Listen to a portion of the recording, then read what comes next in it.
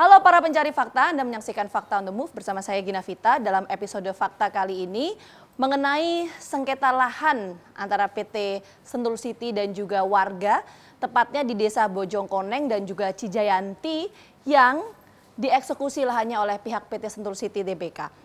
Kemarin kami, tim Liputan Fakta, sempat menemui salah seorang warga di wilayah Cijayanti di Kabupaten Bogor, Jawa Barat. Ini merupakan sebuah pondok pesantren bernama Rafifah yang memang sudah belasan tahun berdiri, kemudian terancam untuk dieksekusi oleh pihak dari PT Sentul City TBK.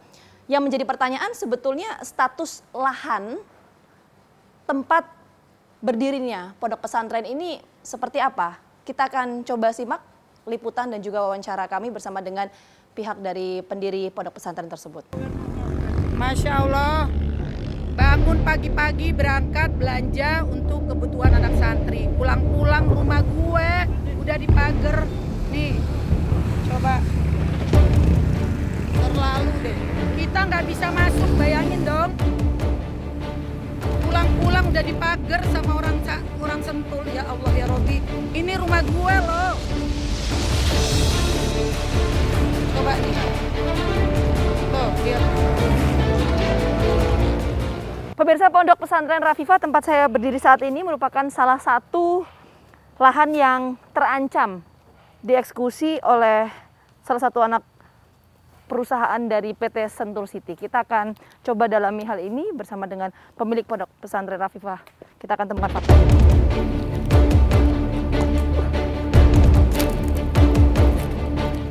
Halo Pak, dengan Pak Andi. Assalamualaikum. Waalaikumsalam. Saya Gina Vita dari program Fakta TV One. Dengan Ibu siapa, Bu? Bu Margareta. Bu Margareta. Ini pondok pesantren Rafifah sudah ada sejak kapan, Bu? Kapan Kita itu? baru dari Januari 2000? 2021. Oh, baru 2021 ya, ini. di sininya. Saya sempat lihat, Bu, kemarin saya keliling Ya. di bagian bawah itu sempat ada seperti kawat berduri yang dipasang. Itu kenapa, Bu ya? Itu dipagar sama Sentul, Oh, dipagar. dipagarin sama mereka ya. Karena apa? Ya, mungkin kalau untuk lebih jelasnya mending tanya suami saya ya. Nah, karena mereka sih bilangnya ini tanah mereka, padahal kita sudah beli ini hampir 20 tahun. Itu udah jelas banget gitu. Oh, itu sejak kapan dipagar, Bu? Pagar Dari berduri. mulai Jadi itu pas dipagar kita lagi potong sapi lebaran haji di sini, lagi lebaran haji itu dipagarin. Benar nggak, Nak? Anak-anak semua saksinya. Jadi gimana ceritanya waktu itu, Bu? Ya kita kan kegiatan di atas motong. Toto mereka udah mager di bawah. Nah, pas kita ke bawah ngelihat gitu loh. Ya udahlah, sampai Jadi- saya waktu itu pingsan juga sih. Oke. Ini berarti sebetulnya kalau Bapak sudah beli ini sejak kapan, Pak, lahan ini? jadi tanah ini kami beli tahun 2003, jadi 18 tahun lalu. Sebelumnya itu yang saya beli namanya Hamidin Hidayat. Dia sudah menempati tempat ini 9 tahun, dan sebelumnya ada namanya Insinyur tadi itu sekitar 7 tahun. Sebelumnya lagi penggarap orang desa di sini udah menempati, kalau berdasarkan surat-surat, karena saya udah nggak kenal itu, dari tahun 53. Pada 76 artinya termasuk dalam tanah, dulunya ini kan tanah perkebunan Belanda, kemudian jadi tanah negara. Oke, jadi Bapak mau menyampaikan bahwa tanah yang saat ini kita Ya. berdiri, Pak, ini merupakan Ya. tanah milik negara, betul ya? Tanah milik negara. Oke, Bapak ada bukti, Pak, mengenai hal itu? Saya tanah milik negara pada waktu tahun 2003, saya waktu itu udah mengajukan namanya surat pengukuran mengurus sertifikat oleh Badan Pertanahan Nasional juga. Waktu itu BPN di Bogor menyatakan ya ini sudah ada surat ukurnya atas nama PT Dayu. Loh, PT Dayu kapan belinya? Belinya tahun 2002, setahun sebelum saya. PT Dayu itu adalah salah satu anak perusahaan dari PT Sentul City. Betul, ya, pemirsa, ya? namanya PT Dayu Bahtera Kurnia. Dia sudah membeli, waktu itu dia beli dari PTP sejumlah 55 hektar. Nah, 55 hektar ini termasuk itu klaimnya dia termasuk ini, tanah ini. Nah, jadi saya mengirimlah surat ke BPN pusat.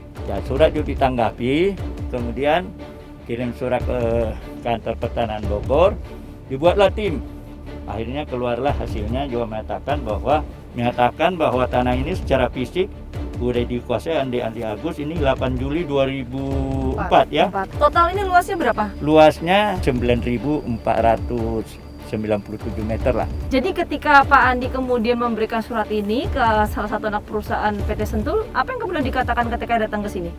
Itu dia mengatakan ini jangankan saya dilihat pun tidak mau dilihat. Pokoknya ini sudah termasuk di peta aset kami. Sejauh ini sudah ada mediasi? Kami kan dimediasi oleh Pemda.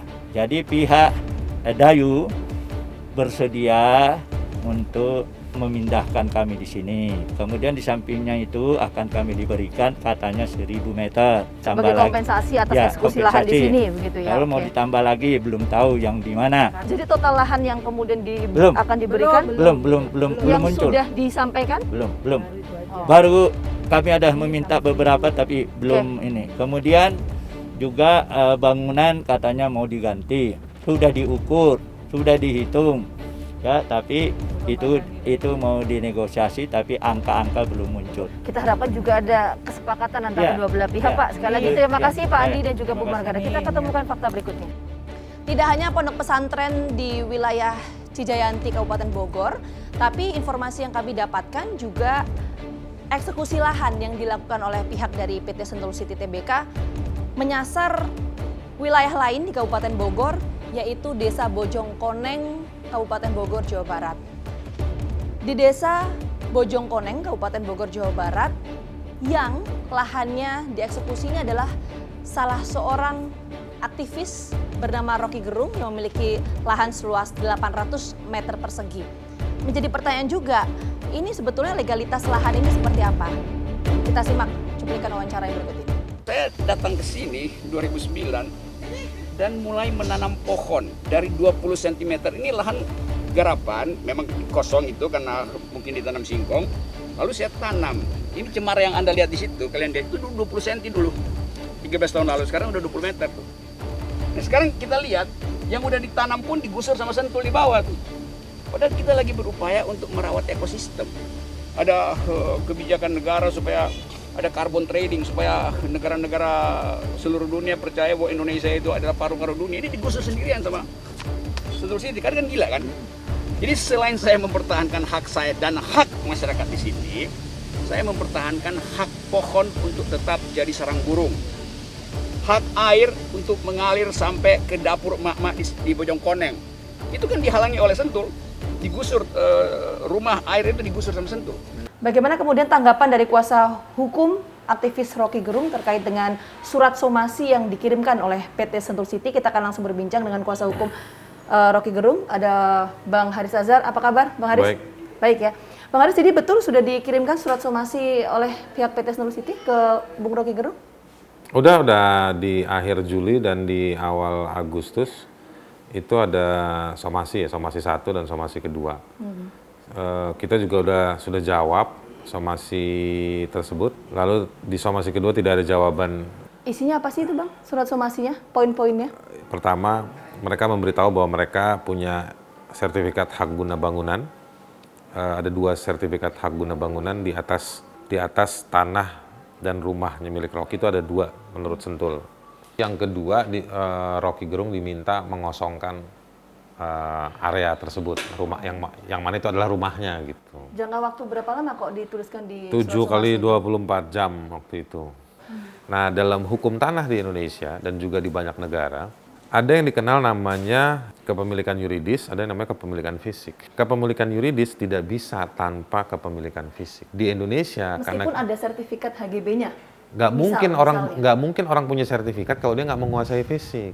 Nggak boleh orang dari Kongo datang tiba-tiba, ya kan, ke kantornya TV One bilang, Bang One, lu minggir lu semua lu, ini tanah gua. Nggak bisa, ini gua sertifikatnya. Nggak bisa begitu. Jadi sertifikat itu hanya diberikan kepada orang yang menguasai fisik. Penguasa fisik boleh berbeda dari yang punya sertifikat, tetapi harus ada persetujuan. Lu apa di sini pakai, sewa, dipinjemin, kerja suruh jaga, atau apa statusnya. Jadi harus connect. Ujung-ujungnya sebetulnya nggak ada perbedaan di antara mereka. Gitu. Nah kalau dalam kondisi ini nggak bisa. Rocky itu di situ tinggal sejak tahun 2009. 2009 sampai sertifikat keluar tahun 2021, nggak pernah ada interaksi atau kesepakatan dengan Sentul City. Nah, itu sertifikat yang Rocky, dimiliki Bang Rocky itu Rocky apa? bukan sertifikat, Rocky itu punya surat namanya surat garap. Zaman dulu ada tanah-tanah di Indonesia, bagian dari reforma agraria, orang itu dikasih hak untuk menggarap bidang-bidang tanah. Nah, dari tahun 60 ada orang yang udah garap di lokasi tersebut. Tahun 2009 dialihkan kepada Rocky. Tadi kan Bang Haris mengatakan bahwa surat yang dimiliki oleh Bang Rocky Gerung ini adalah surat garap. Kalau dari kacamata hukum, ini seperti apa surat garap ini? Dalam hukum, kalau Anda lemah bukan berarti saya kuat. Paham nggak? Anda lemah. Rocky, banyak orang bilang sekarang, Rocky kan nggak punya sertifikat. Oke, tapi bukan berarti sertifikatnya Sentul City itu jadi benar. Kalau Anda salah, bukan berarti saya berhak terhadap Anda. Paham nggak maksud saya? Gini, saya paham maksudnya. Tapi begini Bang Haris. Apakah garap itu ketika- bukti kepemilikan? Itu kan tadi sudah dijelaskan, tapi begini yang menjadi pertanyaan saya. Ini kan memiliki surat garap tadi seperti Bang Haris sampaikan. Apa kemudian pertimbangannya tidak diubahkan, ada proses pengubahan? Rocky pernah alih ngajuin untuk sertifikat. SHM. Nah, Dan ini waktu apa itu agak pertimbangannya? ruwet, agak birokratik, akhirnya tidak diteruskan gitu. Itu pada tahun kapan itu? Oh itu Pengurusan itu. beberapa tahun lalu. Dan waktu itu ada mentok kiri kanan, nggak semudah yang kita kira kan ngurus sertifikat tanah itu kan. Belakangan aja BPN baru banyak perubahan mempermudah gitu. Tapi dulu Rocky coba mengurus itu agak susah. Dan sertifikat itu ya diberikan kepada orang yang nguasain fisik. Selama orang itu bisa membuktikan dia dapatnya dengan cara yang benar dari orang yang memang dulunya memiliki. Karena dulu-dulu tanah-tanah itu nggak semuanya punya sertifikat.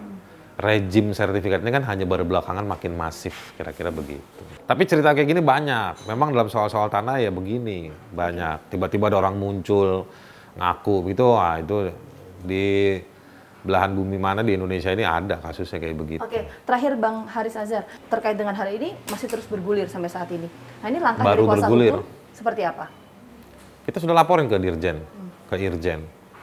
Kita tunggu responnya. Kalau ada ancaman bahwa akan dikosongkan menggunakan Satpol PP, hebat juga tuh Sentul City bisa menggerakkan Satpol PP. Karena Satpol PP itu adalah instrumennya Pemda. Dan kewenangannya hanya untuk ketertiban. Bukan dalam soal pengambilan haknya seseorang. Ada sengketa masalah lahan dan lain sebagainya, ajukan saja ke pengadilan. Nah, akan menempuh jalur itu atau enggak? Oh iya, udah siap gitu.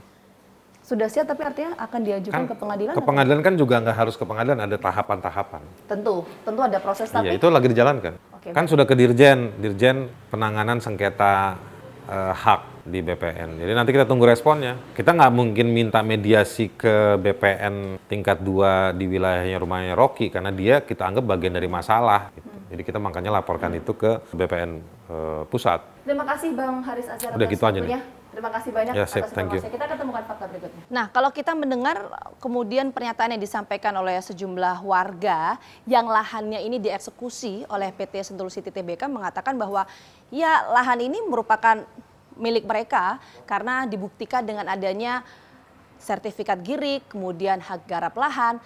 Tapi kemudian menimbulkan pertanyaan juga, bagaimana kemudian dari sisi PT Sentul City Tbk yang melakukan eksekusi lahan di 2 wilayah, di Desa Bojongkoneng dan juga Cijayanti. Seperti apa sebetulnya masalah ini? Kita simak cuplikan wawancara bersama dengan PT Sentul City Tbk berikut ini. Ya, bagaimana kemudian penjelasan dari PT Sentul City? Kita akan langsung berbincang bersama dengan Head of Corporate Communication PT Sentul City, Bang David Rizar Nugroho. Bang Rizal, langsung saja, kan sempat rame ya Bang ya di media sosial beberapa waktu yang lalu. Ambil alih atau eksekusi lahan yang dilakukan PT Sentul City di Bogor ini luasannya berapa dan diperuntukkan untuk apa sih Bang? Nah ini kalau kita bicara data, ini kan saya nggak pegang data hari ini nih. Nanti bisa kita gunting ya. Tapi memang di Desa Bojongkoneng memang sedang lagi melakukan mapping dan pengamanan aset sebenarnya ya.